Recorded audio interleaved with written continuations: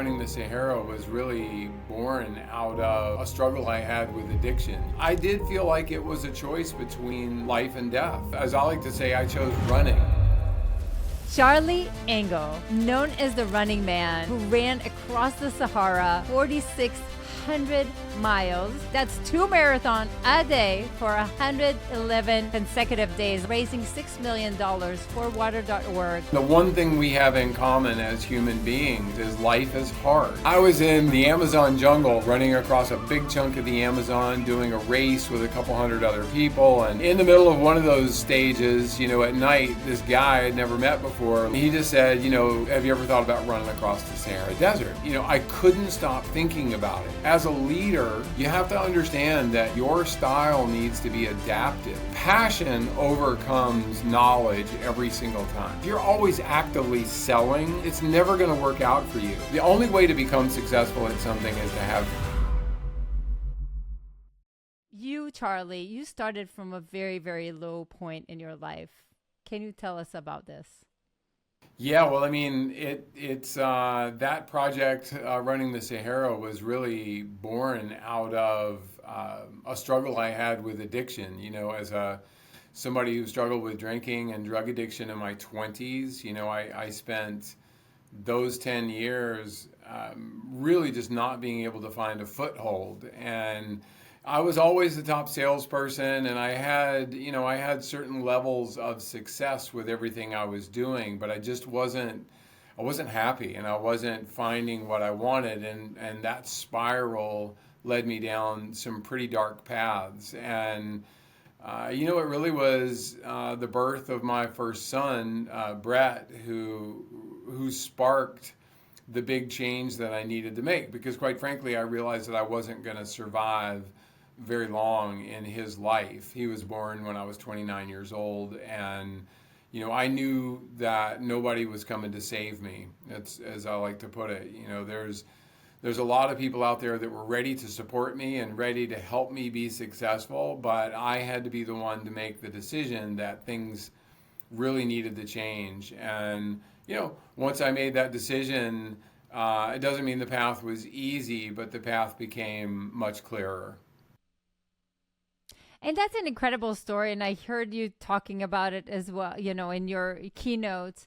Tell us a little bit about that moment. There's a lot of people that are unhappy right now in their life. And unfortunately, it is a phenomenon that we see. Some of them are addicted to, drugs, drinking, just pure unhappy, whatever that is, binge watching, for hours. What flipped? Like, what made you suddenly decide that this is it? Like, I can't go on like this. Yeah, and it's digging into the details. It's really there was a moment for me where, when my son was born, I had this brief time where I remember, holding this tiny baby and feeling love, for him and from him that, frankly, as an addict, I didn't think I was capable of or deserving of. And that really lightened something inside of me that made me want to live a different life. And so I proclaimed in that moment that I was going to quit and that was going to be it. But I didn't know what else to do. I didn't really put any work behind it. And I think a lot of us make big proclamations. I'm going to lose weight. I'm going to get in shape. I'm going to be better to my spouse. I'm going to do all of these things at some future date when everything works out just perfectly. And, anybody who's paying attention knows that date never comes. It just doesn't ever happen. And so for a couple of months, I was like dad of the year.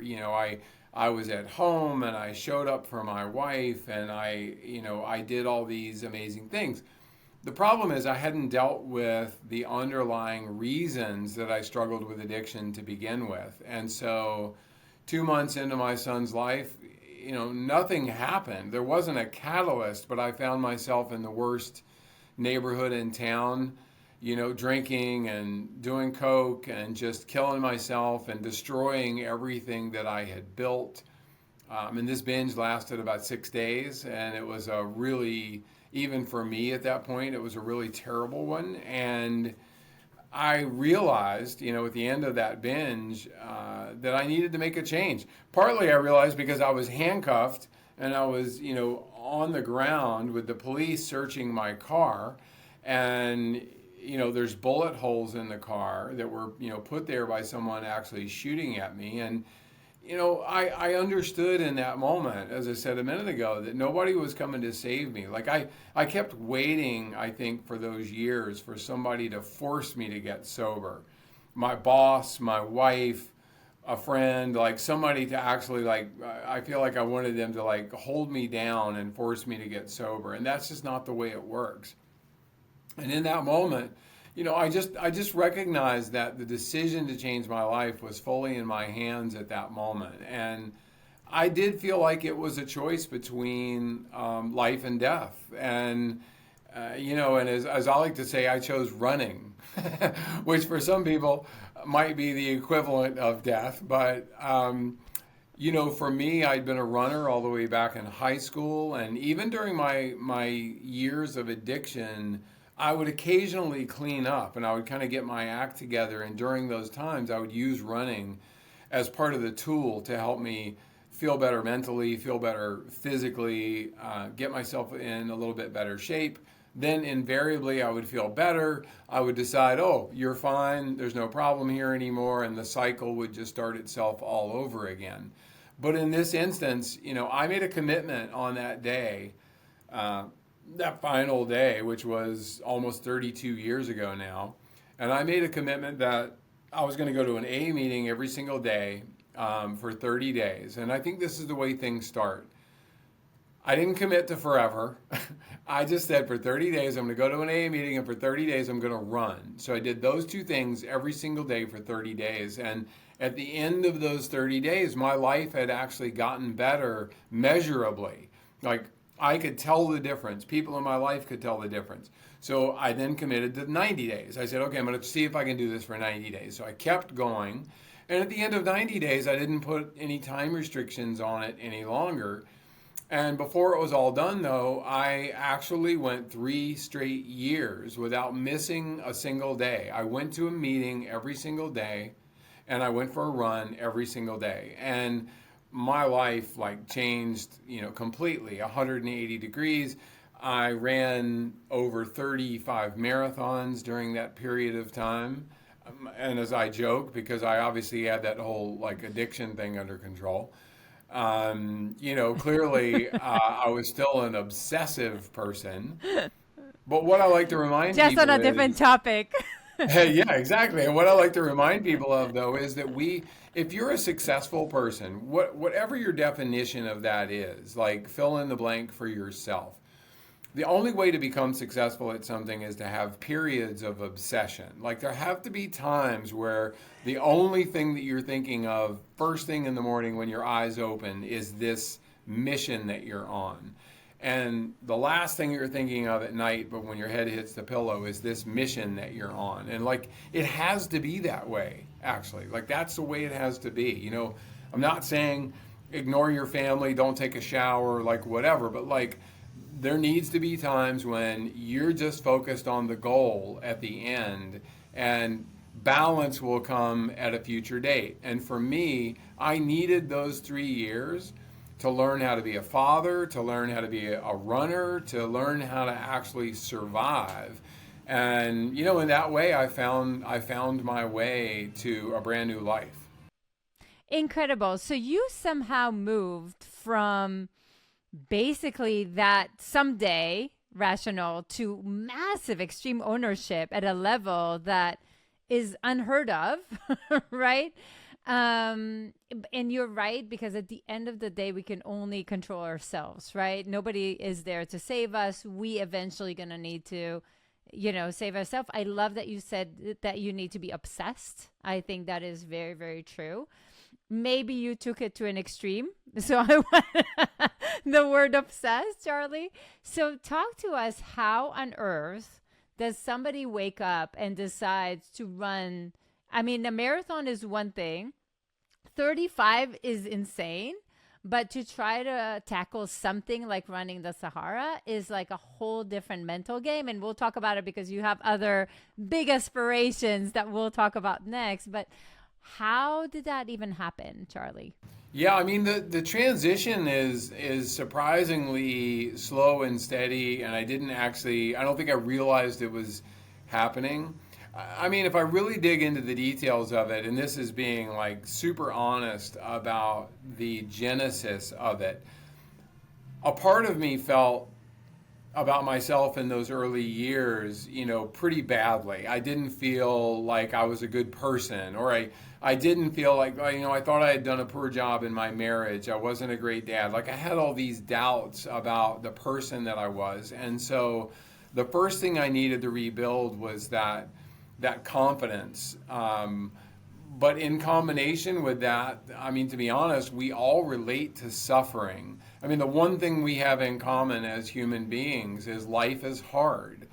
I mean, it's hard for even for the most successful, quote unquote, happiest people I know. If you get them in a quiet moment with a little bit of vulnerability, they will admit that it's freaking hard because it's hard for everybody.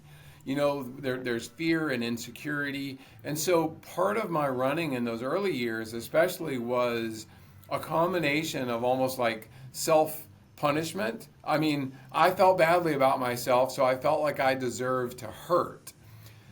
The other part of it was like running the marathons in particular in those early years. I ran 35 marathons in 35 different states. I began to develop this relationship with the world. And I mean, today I can actually sit here and say to you that I've run across 40 countries in my life, like not just states, but countries. And so I've seen all of these places all around the world, every continent in slow motion, as I like to say, because when you're on foot, you become part of the landscape. You meet the people where they are. You aren't just driving past them in a car as a tourist on a bus or an airplane or something like that. Like you're at the ground level and you're really experiencing life. And so I found I just found so much inspiration in that for myself. And I wanted to share that with other people. I started running 50 milers, then I started running 100 milers, then I started entering these crazy races all around the world in Vietnam and Borneo and Tibet and Argentina and just all over the world. And these races were like multi-day races where in 10 days we would cover, 500 miles or whatever it might be. And what I found in those places in particular was beauty in harsh landscapes, real beauty in people who had absolutely nothing compared to what we consider wealth. Yet they were far and away the happiest people, I've ever known. So many countries, around the world, fall into that category. Go to Nepal. It's very potentially the poorest country on the planet, or one of the top 2 or 3. Yet I've never been treated more kindly, and I've been there several times, and like that's just by everybody. That's by just normal people on the street. And so what I fell in love with was cultural exploration. I get framed as a runner all the time, and yes, that is true, and an adventurer. But what I really care about is culture. You and I spent time together in South Africa, and we got to experience culture together in a way that I think is what we're talking about here. Like that was one of many experiences that changed me. It reminded me of my own place in the world, and I think that's the biggest mistake most people make is they spend their time in their little bubble. And they think that they're exploring the world because they go on vacation to Cancun, or they go to, the Philippines, or they go do, that's not exploring the world. That's exploring safe little pockets of it where you're almost entirely in control all the time of the outcome and of the experience you're going to have. What I want and what I want to encourage other people to do all the time is to leave that bubble and to, I don't mean to be unsafe, but to do things that really challenge you and to make you feel like, wow, I'm not sure that I'm going to be able to do this. Like there's no greater feeling than to feel like you're over your head and then you find a way through the hardship. And so that was a very long answer, but going all the way back to the beginning, the genesis of the running for me wasn't because I love to run. I mean, running's hard. Running, can suck. I love the freedom and the way it makes me feel a lot of times, but I also hate it sometimes. I'm not, it's not like I'm bulletproof against running while the rest of the world dislikes it. I dislike it sometimes too. But I love where running takes me. That's the important part. So you actually mentioned South Africa, and it's true. Like Richard Branson, where we went together, right? Actually has a beautiful quote that I love, right? The courageous don't live forever, but the cowards don't live at all, which is kind of what you're talking about, right? But talk to us again. Most of us, when we're thinking about, oh my God, running suck, we are talking about a mile or two. You're talking about running the Sahara 111 consecutive days, which most of us will not even survive physically. So how did that project come about? And how did you get, I don't know, Matt Damon to, like, how does that happen, Charlie? Yeah, no, it's a good story. And I will also say, not to dispute what you said, but I do believe that a lot of people do have limitations, and they do, or they think they have limitations, and they are, of course, self-imposed limitations, and very few people actually push themselves to their maximum, and not just physically, emotionally, in your relationships, mentally, in your education. And in education, I don't mean book learning. I'm talking about life. And most people stay in that safe middle ground where they occasionally blip up to try something maybe out of their comfort zone, but that's pretty rare. And and I don't think I think we tend to forget that we only get one shot at this, and that saying no to things or not trying really hard things doesn't help us. It doesn't keep us safe, and in fact, it kind of does the opposite in a way. It sucks the life out of us. There should always be something on your calendar that you're looking ahead at going, oh my God, I don't know if I'm actually capable of doing that. Like if there's nothing in your life that you're questioning your ability to actually do it, you are definitely not trying hard enough. So, for me, the Sahara came about because I refused to let it go. I was in the Amazon jungle, running across a big chunk of the Amazon, doing a race with a couple hundred other people, and I was trying to win this race, and it was a 7-day stage race, kind of like the Tour de France format, where you start every day, you finish that day, then you start again the next day. And in the middle of one of those stages, at night, this guy I'd never met before, like, blurts out this idea to me. He just said, have you ever thought about running across the Sahara Desert? Because, nobody's ever done that before. And, I looked at him and I'm like, well, there's a damn good reason nobody's ever done it before. It's a terrible idea. But the fact is, I like to say words said to us by a stranger can sometimes like change the direction of your entire life. And, I couldn't stop thinking about it. It just stuck in my head. And when I got back to the U.S., I did some research and I found out that, in fact, no one had ever run across the Sahara before. Turns out for pretty good reason.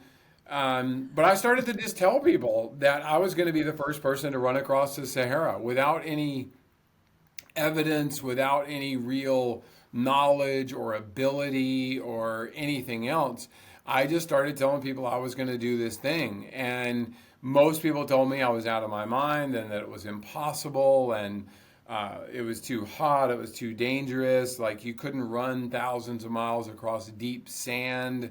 Like it was just all impossible. And I admit, and it's probably the addict part of me, every time I heard that from somebody, I didn't dispute them or argue with them, but this little internal voice was like, okay, okay, I hear you. I hear that you think it's impossible and it's not going to be easy, but let's see what happens.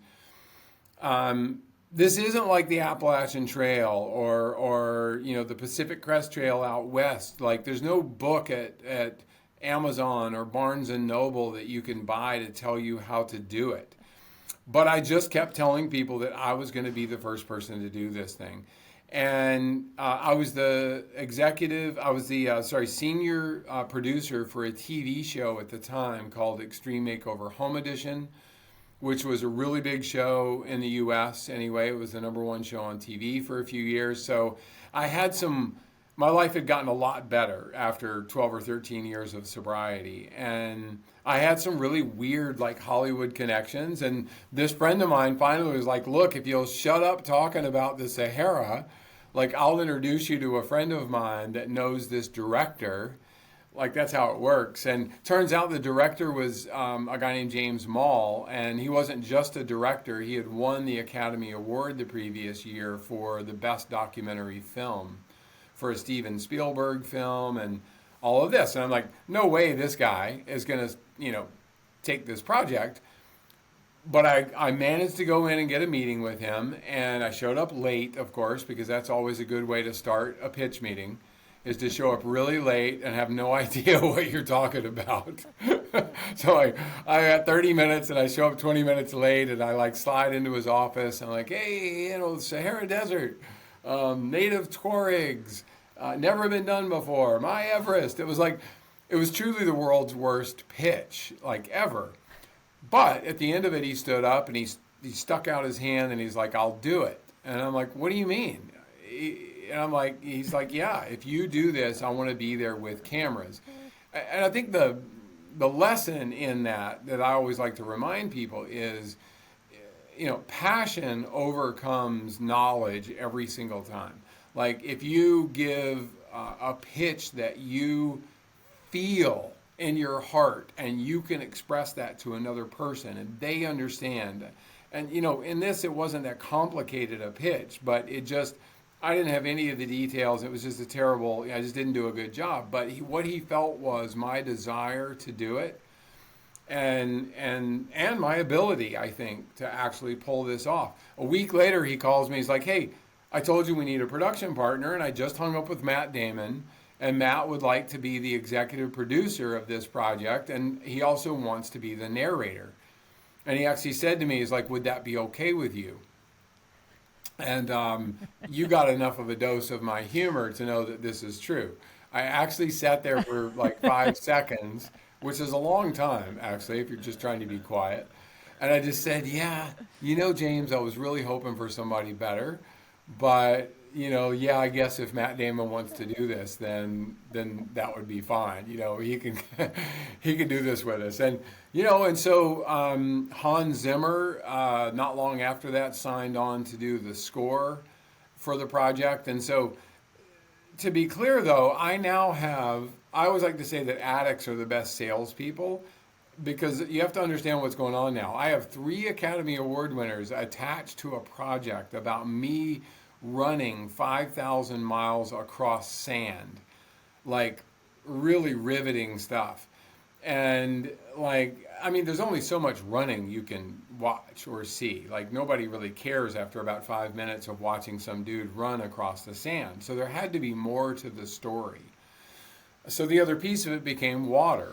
And a deep understanding that water, of course, as it is in much of the world, was the greatest need for the people in the Sahara Desert. And, and I vowed that during this project I would raise money for clean water. And Matt Damon and I actually started something called H2O Africa.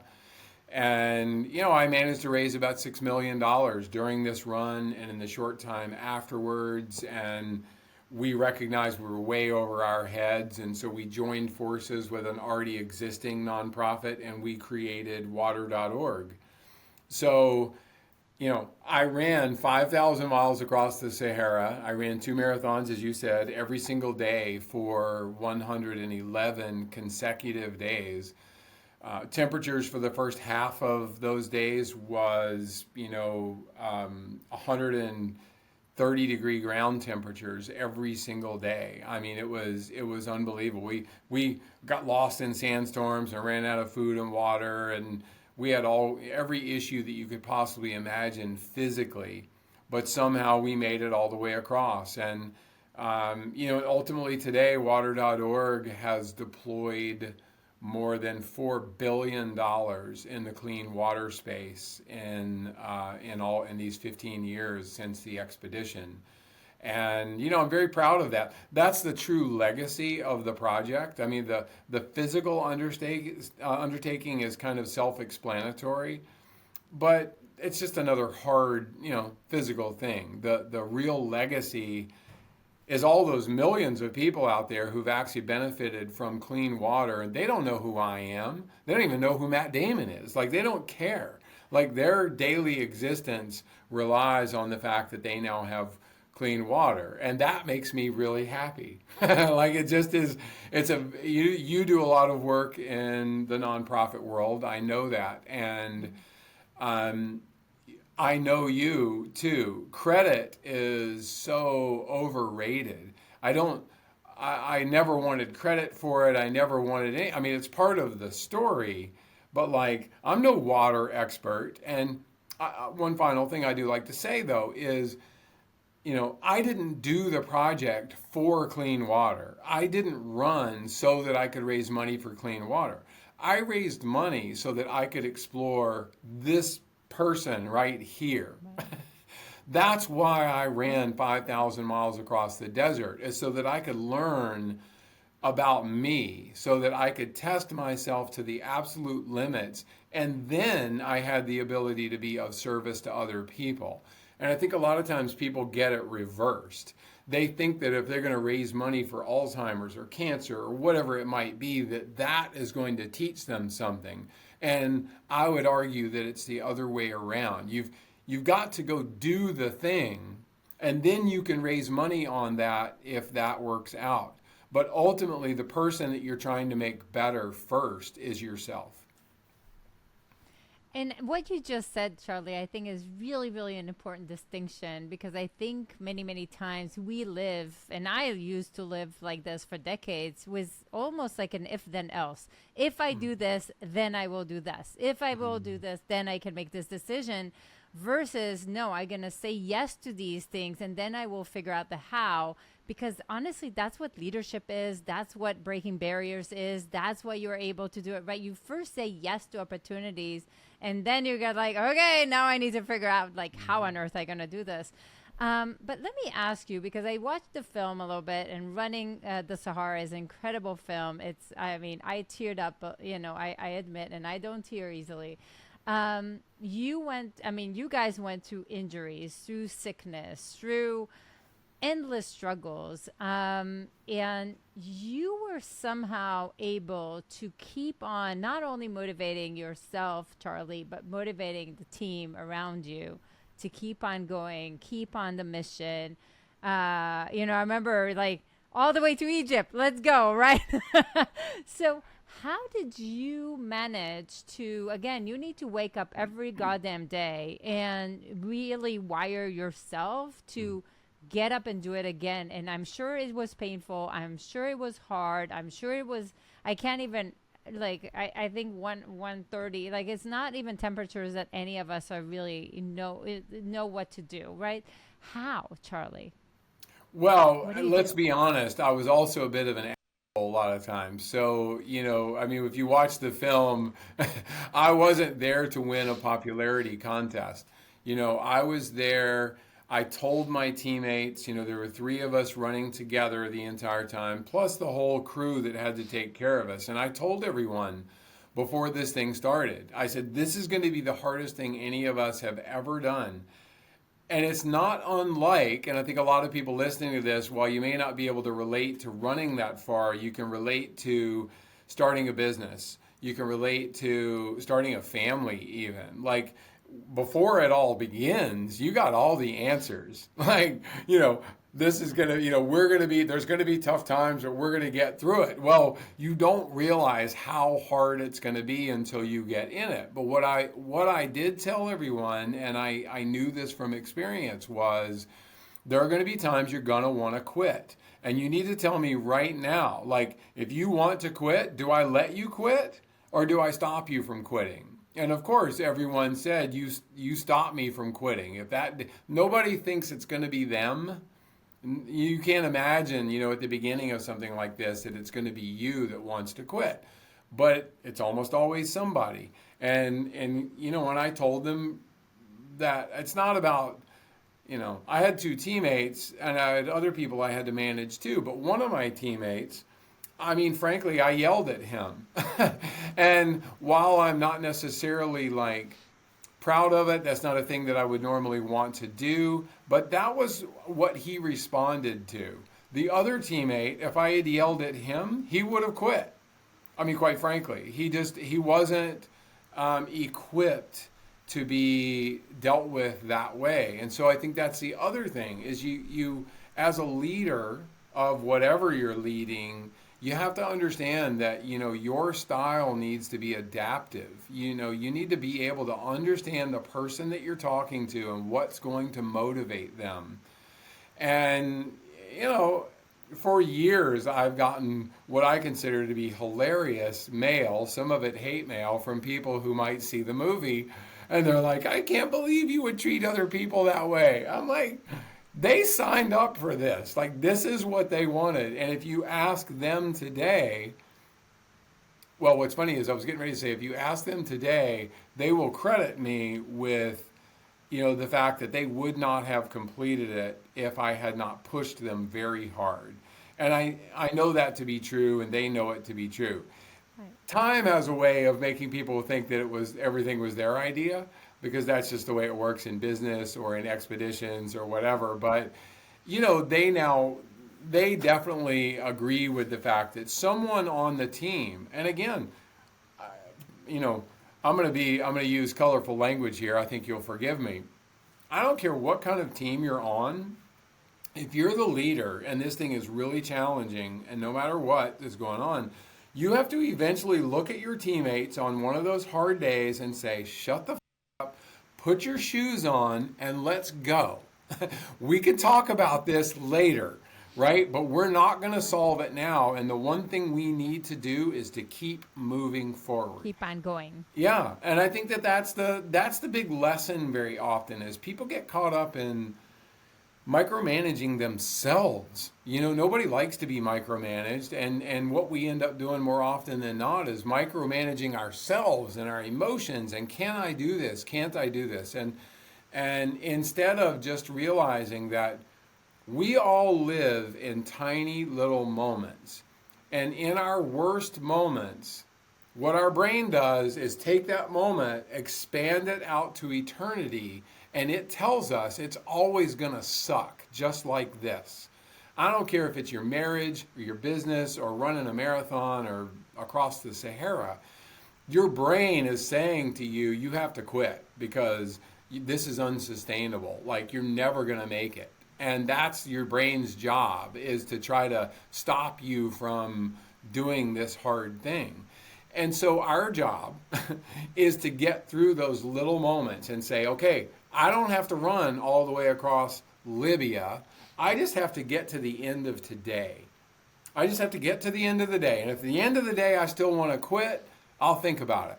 And maybe what I'll do is go to sleep instead. And if I wake up in the morning and I still want to quit, then maybe I'll think about it. But instead of proclamations, I'm going to leave my marriage, I'm going to quit my job, I'm going to stop the run, we make these emotional decisions in those moments. And I really do. I believe that life is about getting past these really hard moments that we have. And if we can just do that and learn the techniques of getting past those moments, we can get through anything. It's such a beautiful message, I think, because sometimes we get into this is where we decide whether we're going to go with the victim mentality or the victor mentality, right? And we need to decide. It's a decision, right? Like I'm going to choose one path and I'm going to take those small imperfect steps to go through this. Again, running the Sahara is a whole different level that I can't even fathom, but I can totally see how those translate. But share with us, and again, right after that, and there was a lot of that, right? But after that, you've been on some of the biggest stages in the world. You've talked with people that are huge role models to a lot of people that will be listening. Talk to us a little bit about that. But there's also a hard moment that came after. So I want to hear both the good, but also the hard.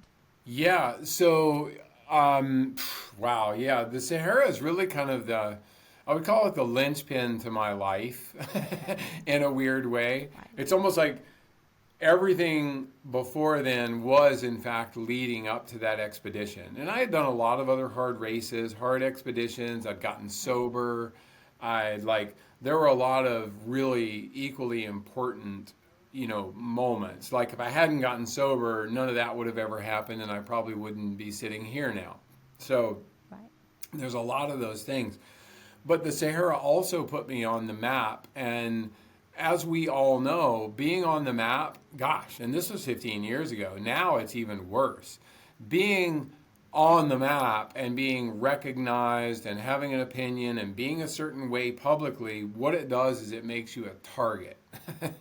And, it's a bummer about the world that we live in that, the anonymity that is granted through computers and through online messaging boards and social media and all of that makes it really easy for people to just be mean and angry. And it's almost like a sport in a way, I think, for a lot of folks.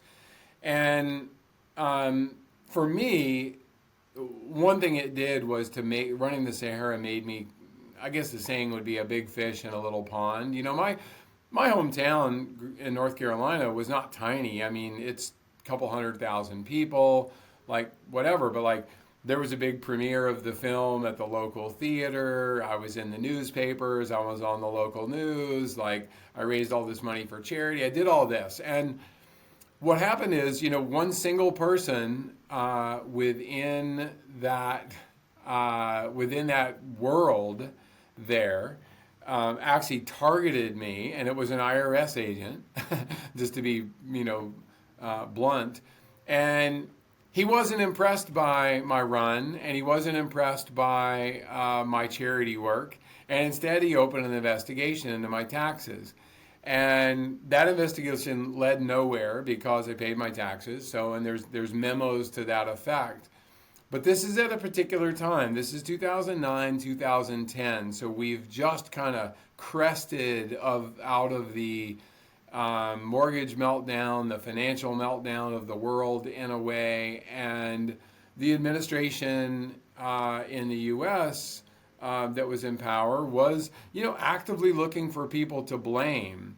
And I became one of these really weird and interesting little targets that I fit a particular profile. I had enough notoriety to be interesting, but I definitely didn't have enough money to defend myself. And I became the only person in the United States, and I mean the only one at the time, to be, as a borrower, a home loan borrower, I was charged with overstating my income on a home loan application. And for that, I could get 20 years in federal prison.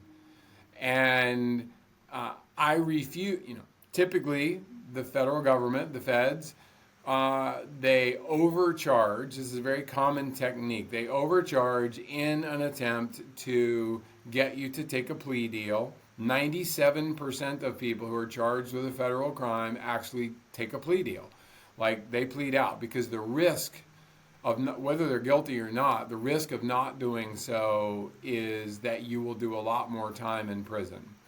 And, if you're found guilty. But I didn't take a deal because I hadn't done what I was being accused of. That was my feeling. So I went to trial. And again, nobody goes to trial. Well, at trial, during trial, and this was an interesting point, my mortgage broker, just like a lot of other people have mortgage brokers, like my mortgage broker gets on the stand, and this guy had been like a pizza delivery guy 3 weeks before he, you know, filled out the mortgage paperwork for this loan. And he admitted on the stand that he, without my knowledge, filled out a loan application and he signed my name to it. Like, that's all, you know, on the record. So he admits this. And so I think the natural tendency would be to think, okay, game over. Like, that's done. Like, this is over. On one hand, it's true. I was found not guilty of providing false information on a loan application because I didn't. I didn't do any of that. But I had been sent the closing package. When you buy a property, you know, you get this big fat package of stuff from the attorney. I signed where all the red sticky notes are, and I sent it back to the closing attorney. That became mail fraud because that closing package included the forged loan application, and it didn't matter that I'm not the one that filled it out. It didn't matter that I wasn't the one that signed it. Technically, the jury had no choice but to actually find me guilty of mail fraud. And I was sentenced to 21 months in federal prison in Beckley, West Virginia. And, you know, and I lost $1 million in speaking gigs. I lost, you know, I was on the board of 2 nonprofits, so I got kicked off the boards of my own nonprofits. I basically was purged from my entire life.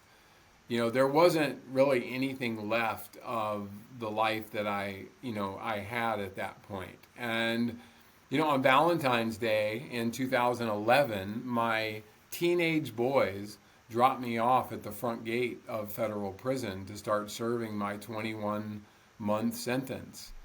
And, you know, and I went in there and I was angry and I was sad and I was scared a little bit, you know, and, you know, and I realized really quickly, though, that none of that was going to serve me in there. The first guy that I met in prison, by the way, was, you know, 62 or 3-year-old African American who had gotten a 25-year sentence for, like, you know, a couple of grams of crack cocaine, just some small thing, but he had had a couple of shoplifting charges before that. 25 years. So I'm in there feeling sorry for myself and how unfair my privileged life had been up to that point. And the first people that I'm meeting are people who actually knew the definition, the real definition of unfairness. And, you know, and I had to do a reevaluation. And I understood that even in that circumstance, that fair or unfair didn't matter anymore. It just didn't matter. Like, I could argue about whether this was fair, whether this was just, but it didn't matter. I was going to be there for 21 months, and I had to figure out who I was going to be in that circumstance. And I did what I always do. I started to run. You know, I mean, honestly, I just started running around the recreation yard every single day. I was that kind of nutty dude that people made fun of. That's how I got my name Running Man, is some guy yelling at me across the recreation yard. It's like, you know, you don't belong in prison. You belong in an insane asylum. Like, what is wrong with you? You know, and he started calling me Running Man, and that's how I got the name, technically from the running, but it was from this one guy yelling that across the, you know, the yard. And there's 500 men in this prison, and, you know, and here's the thing: people did make fun of me. Like, I would do yoga by myself on the softball field, which is a really bad idea in federal prison.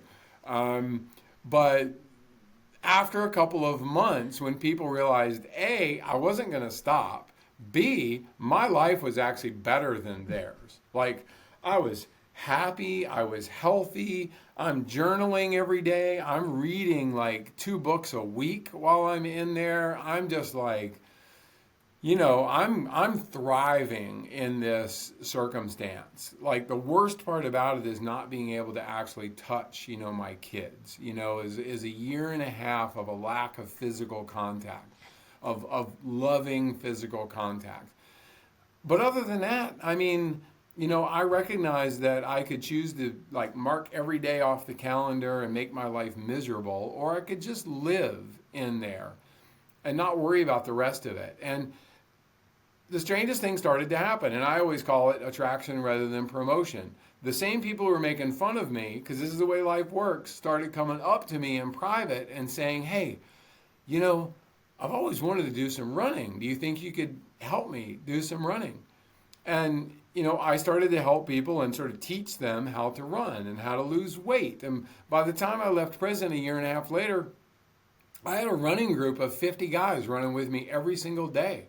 And like, 10 of them lost more than 100 pounds during the time I was in there with them. I mean, they had to do the hard work, but I was there to show them how and to encourage them. And the day that I left, and I had 25 guys doing yoga on the softball field with me like 3 days a week, which was hilarious, by the way. But, it's attraction rather than promotion. I really honestly believe this. I don't care what it is. If you're trying to sell your stuff to other people all the time, whatever that might be, running, religion, I don't care what it is. Whatever it is, if you're always actively selling, it's never going to work out for you. If you live what you believe, other people, the right people, will be attracted to that. And those people will come to you and they will ask you, hey, I really admire what you're doing. How are you doing it?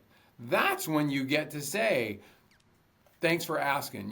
I'm not sure I can tell you how to do it, but here's how I did it. And if I can help you do it, then that would be great. And my very first sponsor in AA all those years ago taught me a saying, which is a simple one. To keep it, you have to give it away.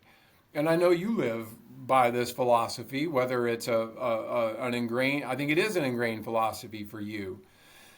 To keep it, you have to give it away. Whatever it is, if you're an artist, or you can coach, or you can write, or you have money, or whatever that is that you've accumulated, skill or assets or whatever, if you're not freely giving some of it away, some of your time or your assets away without an expectation of return, that's the key. It's like there's nothing in it for you other than the satisfaction of giving it.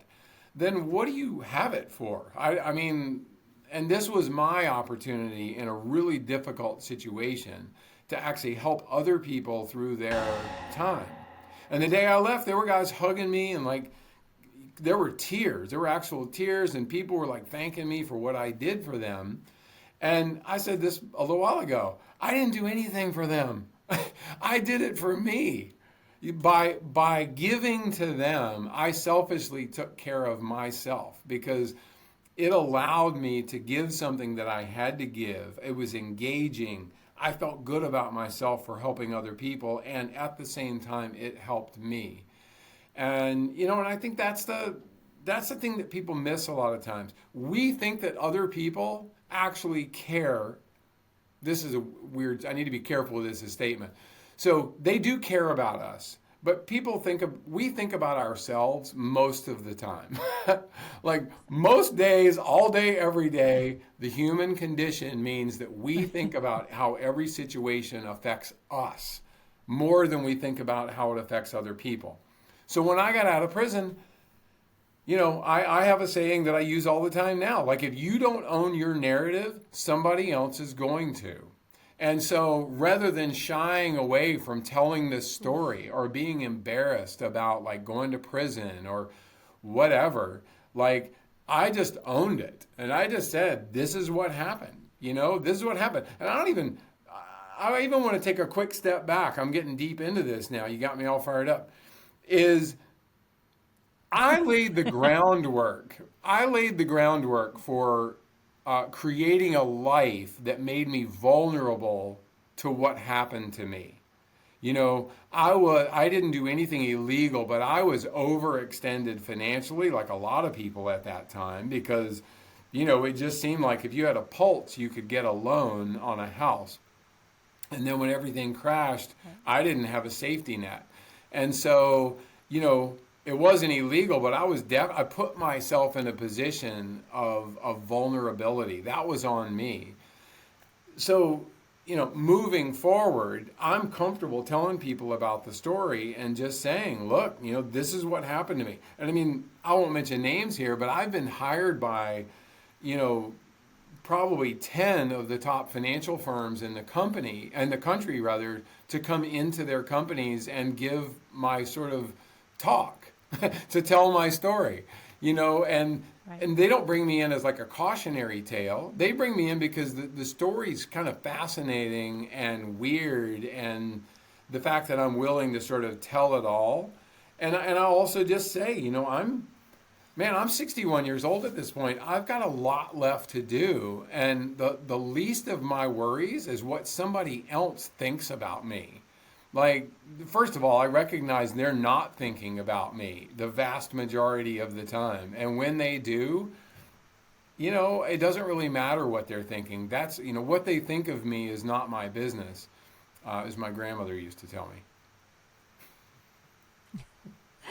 And I just love that you see that because, again, in your memoir, Running Man, which is a beautiful book and a beautiful memoir, you talk about purpose and how that gives you something to live for and the reason to get up in the morning. And I assume that's a big part of what kept you going in those really hard moments because even just hearing your story, I get all goosebumps because you're right there, right after the Sahara. Everything opens up. You have all these speaking opportunities, all these possibilities. Everything is like your world basically is right there at your fingertips, and right there you go from like the highest probably emotional place that you can be to one of the lowest place that you can be, but something lets you get up in the morning, and some of it has to be that purpose or something that you live for. What is it for you, Charlie? Well, Then and now, like, what is yeah, it? thank you for the kind words too. And you just sparked this, I've said this many times, but I mean, it's easy to be optimistic when everything's going your way. But like, who are you when everything is gone? And most of us can't. I mean, hopefully it doesn't happen to anybody listening to this. But the fact of the matter is, it will. There's going to be some people like you don't know who you are and what you're made of until everything is gone. You can try to imagine it. You can try to like put yourself in that position mentally, but you can't imagine it until it happens. Sometimes it happens from tragedy. Somebody's got everything, but there's a tragic loss in the family. There's something unimaginable that happens. Sometimes it happens financially where everything is lost, at one time. And, and for me, it really created this almost an opposite effect. And it's hard for me to actually explain it. But the best way I could explain it is what it did was create fertile ground. It's like it chopped down every single tree in my world and ground down the stumps, and it just took away everything. But it also created this incredibly fertile ground to start over with. And that's what I did. I just started over, and I started telling my story when I was asked to. I got hired to a lot of times, which was great. Sometimes early on, some of that was just by friends who I think probably felt sorry for me. They're like, "Hey, come talk to my company. I'll pay you 10 grand." And like, it was great. It was great. It sort of kept me afloat, and it allowed me to begin really developing this idea of, and you know what I'd like to frame it as, Ilana, is vulnerability. Because I think the thing that's missing so often in this very highly charged competitive world that we live in is that people are afraid to be vulnerable. Like, even if you're the boss, they're afraid to like say that they don't have all the answers, or they've made some mistakes, or they don't know if they can do it, or whatever that might be. And that, what I learned through this process is the more often I'm vulnerable and that I share the hard stuff and the things that I'm scared about or worried about, the more it invites other people to do the same. Then you're having a real conversation with someone. Like, that's what actually drives me. I was that guy for a long time that if I went to a party with 10 people and 9 of those people in that room, we're all in a room together, 9 of those people love me. They love me, they're my friend. Like, I know it, but one person really just doesn't like me, maybe even hates me, right? For whatever reason. Who do I end up spending my time focused on? The 9 people that love me or the one person who hates me? I spent all my time trying to get the one person who doesn't like me to like me. You know what? You're not going to be friends with everybody. I am not everybody's cup of tea, and other people aren't, they're not all my cup of tea. So my life these days is about finding those people that I bond with, those people that I relate to, that we have similar goals. Not necessarily that we agree on everything, because I don't like that either. I don't want somebody to agree with me just because I'm saying it. Let's have a conversation. But I want to be challenged, but I also want to be surrounded by love. As hokey as that sounds, I want to spend the rest of my time traveling with people like you and going to places where there's love and there's friendship and there's that common bond of knowing that we really are trying to do good things on the planet. And you can't fix everything. But if you can just focus on what's right in front of you, treat that person, whoever it is, the person waiting on you at the table or behind the cash register at the Quick Mart, or your financial advisor, your therapist, whoever it is, like whether they're high on the hierarchy or way down here, like they're all just the same. I mean, that is truly, I don't think you do either. I don't have to think about it. I don't walk into some place and think, am I going to treat this person with respect and am I going to be kind to them? Like, I don't have to think about that. That's just the way I want to be. I want to be that person.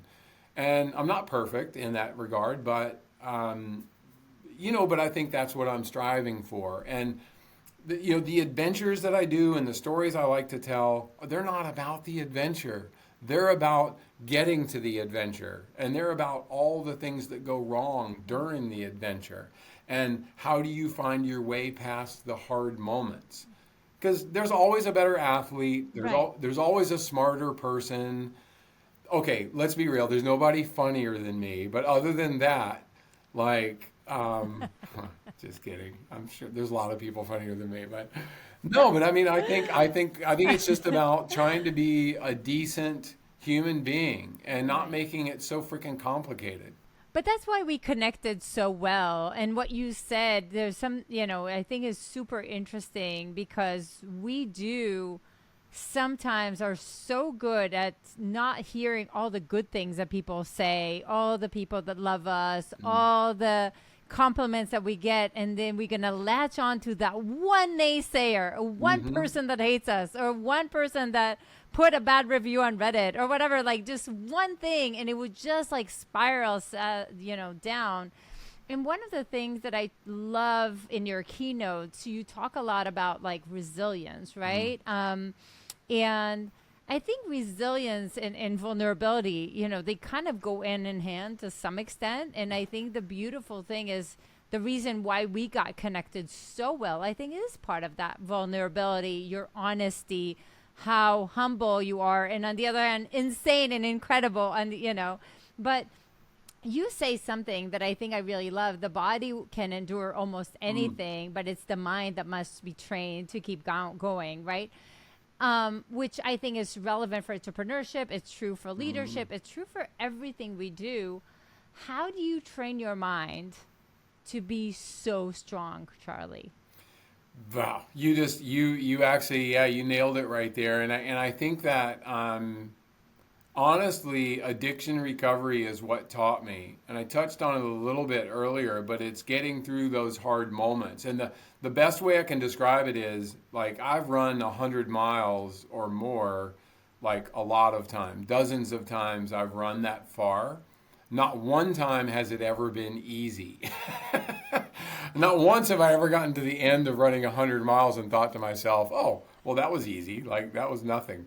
Like, that's not the way it works. And so invariably there's 1 or 2 or 10 times during that 100 miler where I'm thinking to myself, I can't possibly continue. Like, this is just too hard. And what I've learned to do, and I think anybody can learn to do this, is when that moment comes, like let's say it's at mile 61, when that moment comes and that my brain starts to tell me, look, you can't do this. You have 39 miles left to run. There's no way possible you're going to do this. Like I'm just human. Like all those thoughts are going through my head. I recognize that what I need to do is get past that hard moment. And to do that, I need to eat, 1,000 calories. I need to drink, some rehydration stuff. I might need to walk for a few minutes. I have the tools. And those same things apply in your business, in your marriage or your relationship. Like those same opportunity, you know what to do. We all do. There's certain steps that we take instead of like exploding the whole thing. We know that we need to eat, we need to drink, we need to rest a little bit, we need to keep moving, but at a measured pace. And magically, the pain that was a 10 goes down to an 8, which doesn't seem like a huge difference, but when you're at a 10, an 8 is a huge difference. So in your business or in your marriage or whatever else too, like that is a massive difference. And you recognize when it drops to that 8, okay, I'm not going to die. Like this doesn't suck as bad as I thought it did just a minute ago. And I'm still not sure I can do this, but why don't I just keep moving and see what happens? And I really think that is the key. Like I actually am comfortable saying about myself, like I don't go do things expecting it to be easy. And I also don't expect there to be unfair difficulty.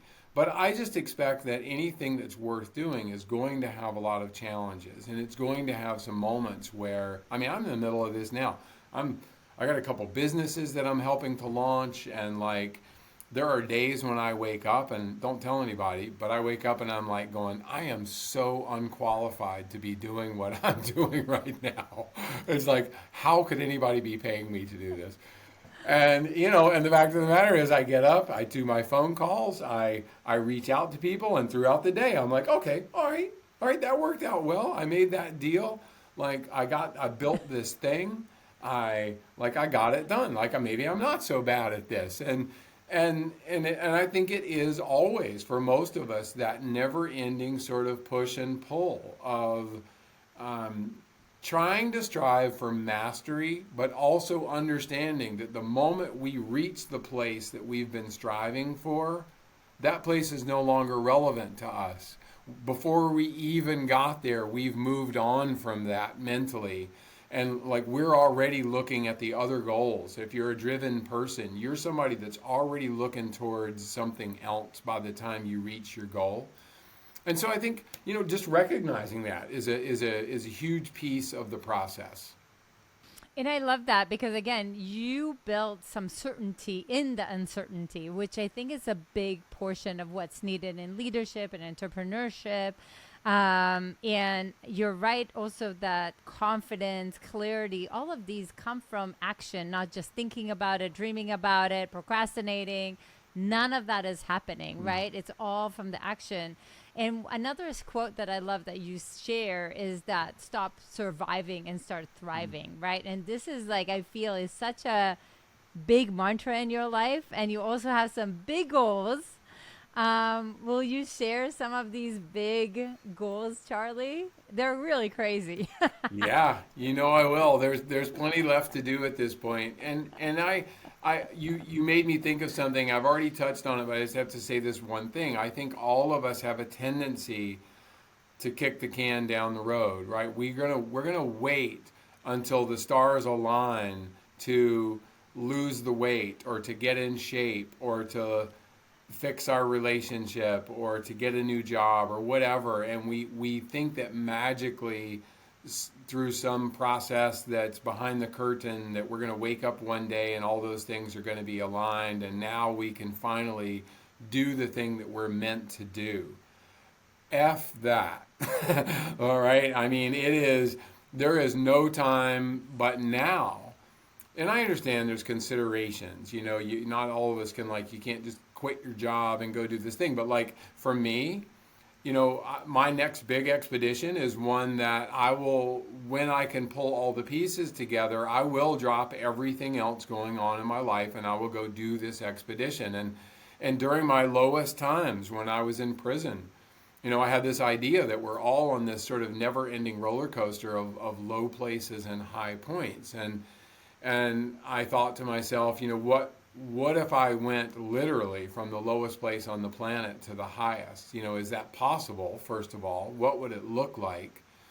And I decided that through a lot of research that yes, it was possible. And what the goal is going to be is for me to start at the Dead Sea, probably on the Jordan side, and I'm going to do a free dive in the Dead Sea and actually go a little lower than the lowest place on the planet, come back up and start running across the Sahara Desert. And I'll run about 2,000 miles across the Arabian Desert, actually, from Jordan all the way to the tip of Oman.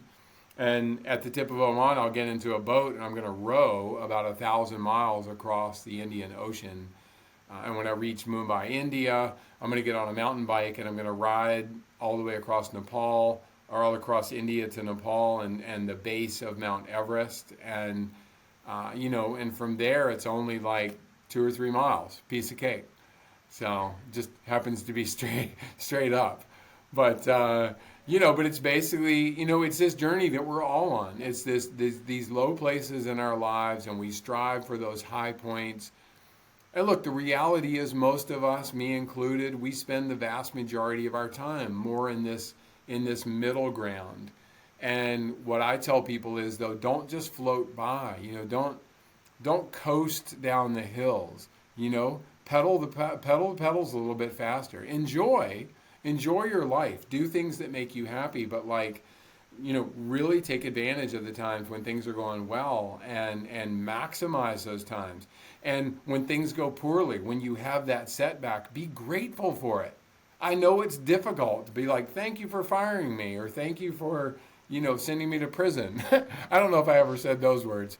But, I will say that I actually reached a place, though, where I was able to find gratitude in what happened to me and in actually going to prison.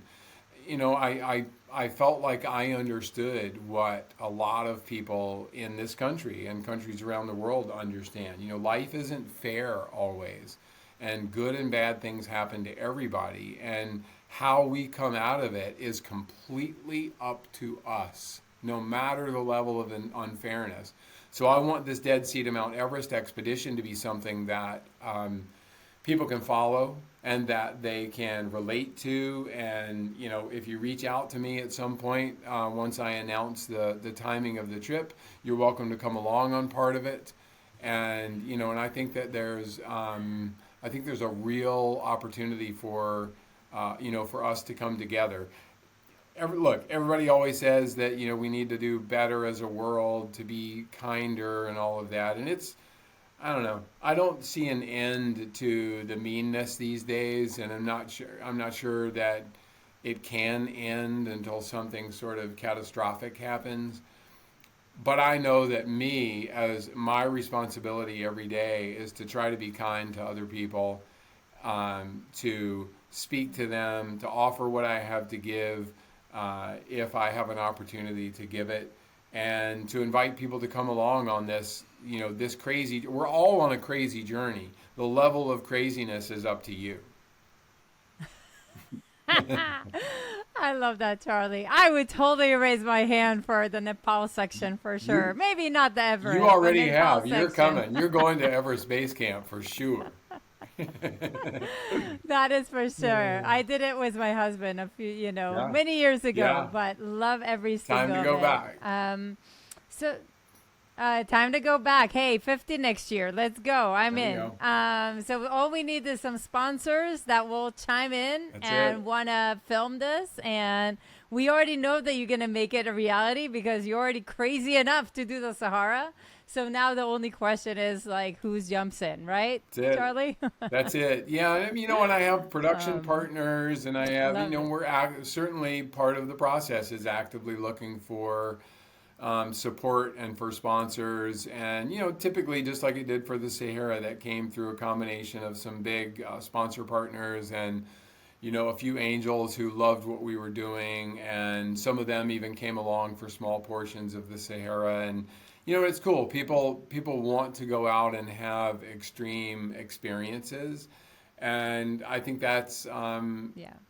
that's a lot of fun. And I think the more people that hear about it and can participate, the better. Incredible, Charlie. So I get all excited. I think the listeners will too. Maybe we always finish the podcast with one advice to younger self. So if you go back in time, what do you wish somebody would have told you at kind of a time when you needed it the most? Whew. Okay. I do what I always do. I'm just gonna say what popped into my head. I try not to think Yeah, too hard that's about what that. you're gonna do. What happened? Let's go. I got Don't this think. advice from a good friend of mine so long ago, like long before I got sober even, and it was very simple. It's like, what happens to us isn't nearly as important as what we do about it. All of us tend to dwell on what happens to us. What happens to us? Is this good? Is it bad? Is it fair? Is it unfair? All these things. Almost none of that matters. Good and bad things happen to all of us, and what happens to us isn't nearly as important as what we choose to do about it. What action do we take?